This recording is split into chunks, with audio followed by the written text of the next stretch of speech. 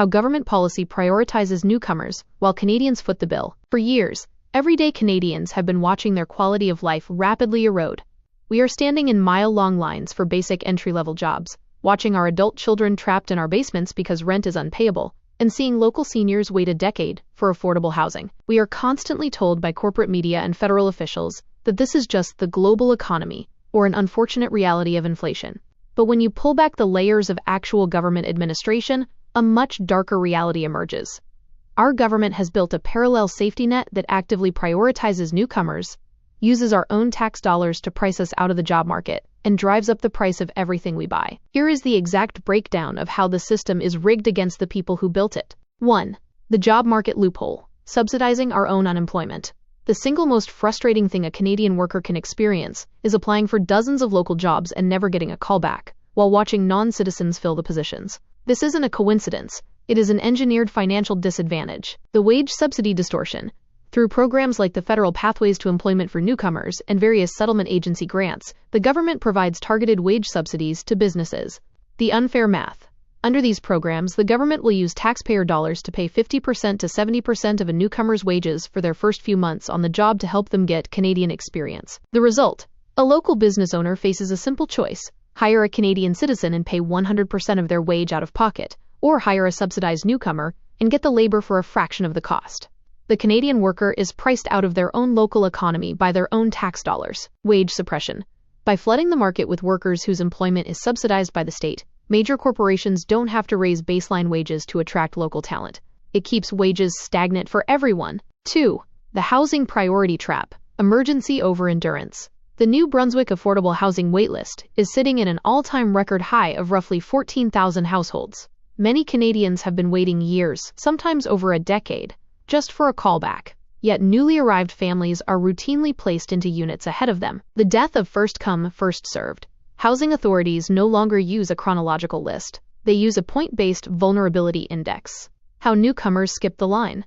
Because federal transition funding eventually cuts off, newcomers who cannot find a private landlord willing to rent to them without credit history are flagged as at immediate risk of literal homelessness. This automatically triggers Priority 1, emergency status, instantly jumping them over a struggling Canadian citizen or senior who is starving themselves to pay market rent but keeping a roof over their head.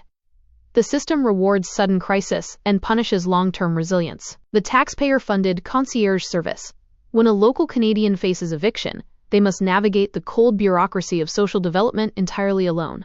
Meanwhile, newcomers are backed by taxpayer-funded settlement agencies, whose full-time staff handle the paperwork, lobby housing authorities, and aggressively push their files to the top of the desk. 3. The ring-fenced billion-dollar pots. When Canadians ask for relief, lower taxes, or better provincial healthcare infrastructure, the government claims the coffers are empty. Yet, distinct, protected pots of money are constantly discovered for international streams. The Interim Housing Assistance Program, IHAP. The federal government has funneled billions of dollars into municipal and provincial systems, explicitly ring-fenced for the temporary housing, hotel stays, and shelter costs of asylum seekers and refugees. The core injustice. If a local municipal shelter runs out of money trying to keep unhoused Canadian citizens off the street in freezing weather, they cannot legally touch these IHAP funds. The money is legally locked away for new arrivals only. The message to Canadians is clear: money can always be found for the world, but the cupboard is bare for you. 4. The hidden perks, two-tiered healthcare. While millions of Canadians cannot find a family doctor, and working-class citizens can't afford to go to the dentist or pay for prescription drugs, the federal government provides an immediate secondary safety net for specific newcomers. The Interim Federal Health Program, IFHP. For their first year, government-assisted refugees receive full, supplemental healthcare coverage paid directly by the federal taxpayer. This includes free dental care, free vision care, eye exams and glasses, and full prescription drug coverage. A Canadian citizen working a grueling minimum wage job with no employer benefits gets absolutely none of this. They are forced to pay out of pocket or let their teeth rot while funding the dental care of someone who just arrived. 5. The demand shock, driving up the cost of living. Basic economics dictates that when you dramatically increase the number of consumers in a market without increasing the supply of goods, prices skyrocket.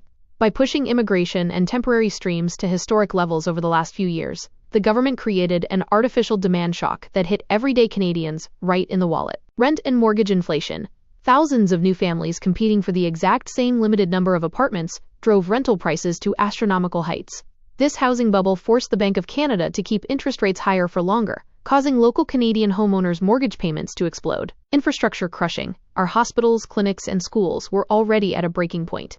Adding hundreds of thousands of new users into the system simultaneously didn't expand the infrastructure. It simply diluted the quality of service for the Canadians who spent decades paying into it. The broken social contract. A country is not a hotel.